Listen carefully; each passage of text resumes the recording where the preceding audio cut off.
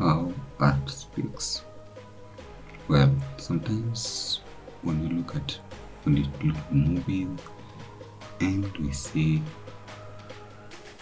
rich people going to art galleries and buying pieces of art, and they always claim that the pieces of art make them feel in a particular way or a certain kind of a way. That's why they buy the art.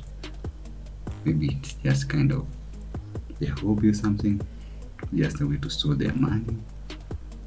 Who knows?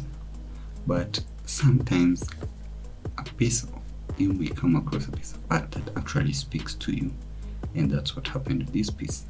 Now, for context, the character that we are going to have by the end of this piece is a recent friend I made through another friend of mine.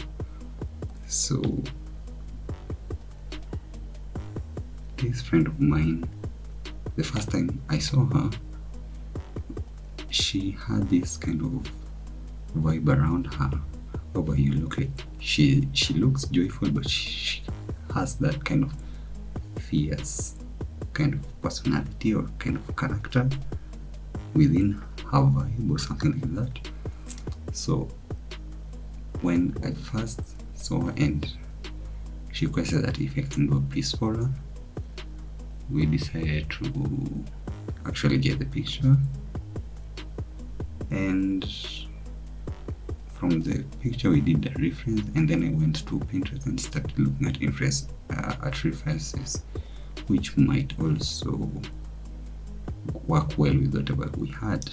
And as you can see, the reference on the side, on the right side of the screen, is one of the references that I took. And the reason I took this is because I was thinking she looked more that fierce kind of gamer kind of girl. So that's what I was going for. And that's why we have this kind of jacket, kind of biker, sort of fighter kind of a girl. And with that reference, that's what I did. I got that and a couple of more. And the funny thing is, I've recently realized that every time I'm doing these pieces, the references don't end up being used as exactly as I would have thought they would be used when I'm downloading them or when I'm getting them.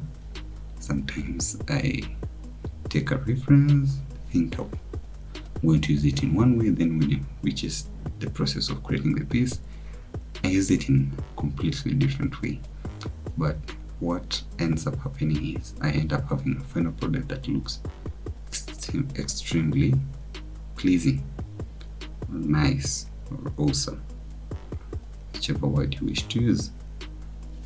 So for this piece, we did first the sketches, and then with this one, I just wanted to give this person sort of like a frame around her, and that frame I was experimenting and seeing what will work, what doesn't work, and I went and decided to go with this rectangular frame that looks sort of like a doorway or something like that.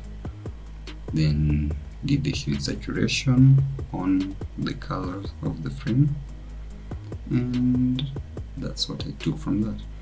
Then the other thing we did, the background, just got the background there. I did it a black, then just covered it up and made it sort of like invisible there for now, and then we continued working on the piece. Now for this reference, I was only intending to use the eyes, but looking back at it right now, I believe that when I was working on the eyes or on the eyelashes, the eyebrows and the eyelashes, I might not have picked up at this particular time, but you'll notice it when I'm doing the end, because I picked up something else from that reference. I didn't only pick up the color. So if you will be able to maybe tell me or or if you're able to figure out, I'd like to know in the comments. You can let me know what you think I picked up other than just the eyes, because the eyes were the primary thing that I was supposed to pick that up from. Now for this piece we have the blue shot that's come from the exact picture that the model sent me, that friend of mine sent me, and yeah, and the rest of the colors just from the reference. Went with pink, straight to play around the pink and see how it works. Yeah, and that was after the color blocking. If you have seen my recent videos on how I do the colors, I always do the color blocking, then I apply the other colors on top of the color blocked layer. Yeah, and that is because once I do the color blocking and I've cleaned up the character, I can do quick selection on the character and then apply the colors without worrying that my colors will move outside the character. So that sort of helps a lot.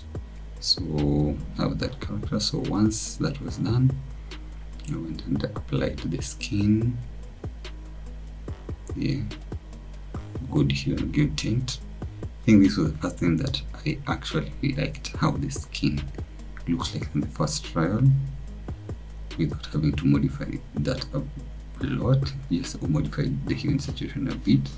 They did the lips so that they sort of like stand out a bit, and basically yeah, we did I did the necklace, and then we went back to the background.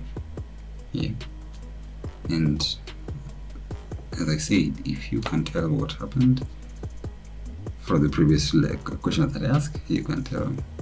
And finally enough, we did that. We added the shadows, and we finally had our piece at the end. So this was a nice little piece of project, or sort of art piece that we did. It was really nice, really nice.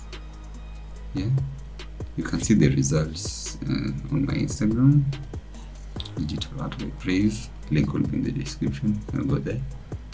I have also started a Patreon. You can go support me over there. And if you're new to the channel, welcome. I do art, digital art, and you can subscribe to join the family. If you also liked the video, you can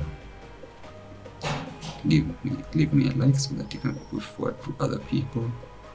Yeah, and I hope to see you soon in the next video. Cheers.